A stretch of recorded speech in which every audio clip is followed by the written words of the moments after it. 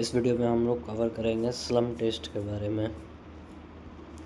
Slum test of fresh concrete. Fresh concrete के लिए slum test हम लोग जो करते हैं वो कैसे करते हैं, क्या क्या करते हैं, इनके एपरेटस क्या क्या हैं, इसके प्रोसीजर क्या क्या है, कैसे हम लोग प्रोसीजर को फॉलो करते हैं, इसके बारे में हम लोग जानेंगे।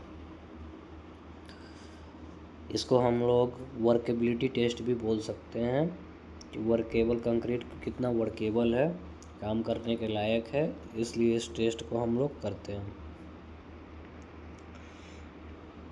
What is slump test? Slump test क्या है? The most common test to determine the workability and consistency of fresh concrete. मतलब ये स्लम टेस्ट एक फ्रेश कंक्रीट टेस्ट है जो कंक्रीट की वर्केबिलिटी और कंसिस्टेंसी को चेक करने के लिए किया जाता है। उसी को बोलते हैं हम लोग slump test.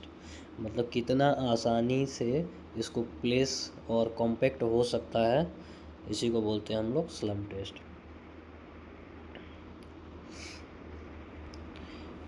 IS code involve. IS code इसमें कौन कौन से है? तो IS 1199 part 2 2018 sampling and testing of fresh concrete, और IS 456 2000 plain and reinforced concrete, IS 1062 concrete mix proportion.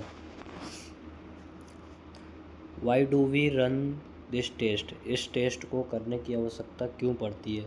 तो मेजर वर्केबिलिटी को चेक करने के लिए, चेक बैच कंसिस्टेंसी को चेक करने के लिए कि इसमें एक compare between mix batches on site, मतलब जो भी इसमें कंपेयर किया जाता है, इसमें जो बैच हम लोग बनाते हैं, जो एक बार में जैसे सीमेंट एग्रीगेट सैंड डाल के हम लोग प्रॉपर मिक्स करते हैं, तो उसी के बारे में वो बैच रिपोर्ट के ज़रिए पता चलता है कि उसमें कितना हमने सीमेंट, कितना एग्रीगेट, कितना वाटर, ये चीज़ें ली है।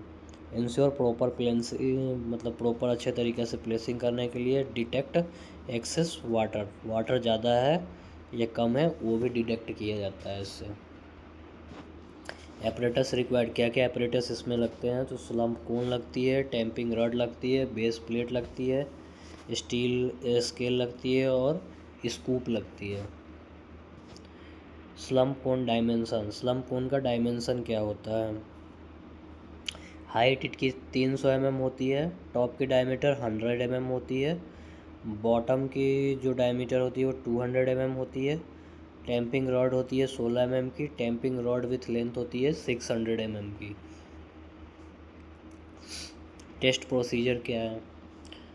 तो टेस्ट करने के प्रोसीजर है, number 1 clean the slum cone and base plate. मतलब हम लोग क्या करते हैं कि स्लम कोन और बेस प्लेट को क्लीन करते हैं। दूसरा नंबर क्या करते हैं? Place the cone on A level rigid और नॉन अब्जॉर्बेंट सरफेस। मतलब हम लोग कोन को एक लेवल वाले सरफेस पे रखते हैं, मतलब जहाँ पे सरफेस जो है बराबर रहे वहीं पे प्लेस करते हैं। Hold the confirm firmly position, सही पोजीशन में रखते हैं, फिर उसको फिल करते हैं। ठीक है। स्टेप 5 में क्या करते हैं? उसको कॉम्पैक्ट करते हैं। ठीक है। 25 बाउल, मतलब एक लेयर में 25 बार उस पर मारते हैं। Strike off surface level. 7 क्या करते हैं? लिफ्ट करते हैं 2 से 5 सेकेंड, फिर उसके बाद मेजर करते हैं उसको कि कितनी स्लम वैल्यू आई है हमारी। Types of slump, true slump, share slum, collapse slum. 3 प्रकार के स्लम्प होते हैं। तो ट्रू स्लम्प हमारा एक्सेप्टेबल होता है, शेयर और कोलैप्स ये एक्सेप्टेबल नहीं होता है। Concrete settles uniformly indicate good cohesion. Sorry. One slide slips indicate lack of cohesion.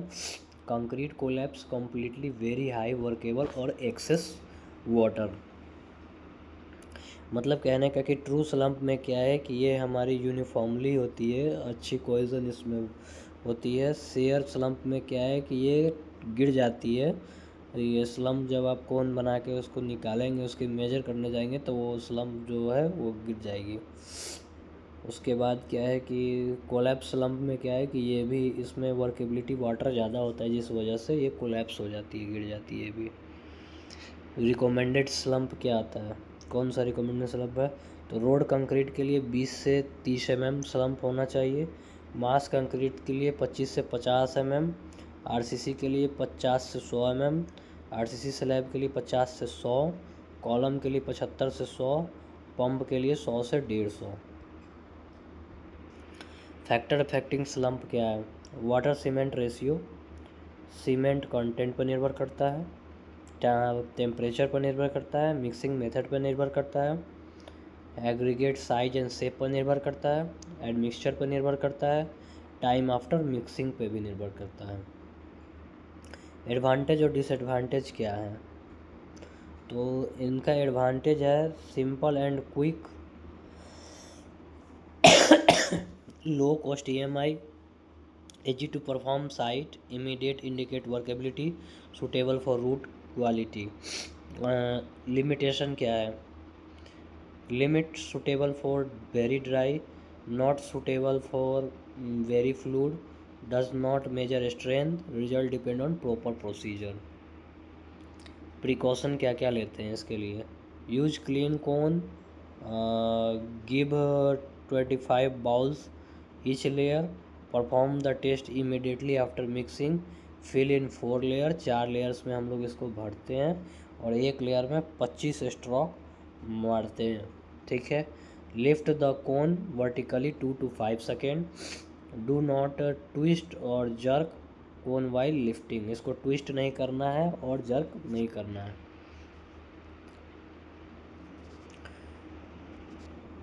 Reading the result, lower than required, concrete may be difficult to place and compact, higher than required, excess water may be reduced strength and bleeding. ठीक है।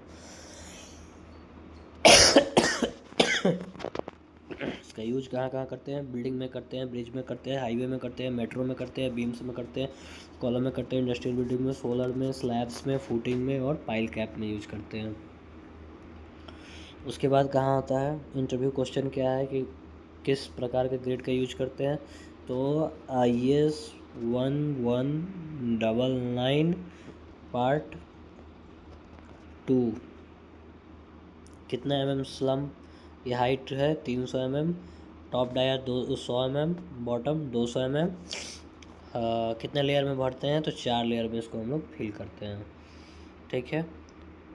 उसके बाद क्या है? How many tamping rod, कितना मारते हैं? 25 मारते हैं एक लेयर में।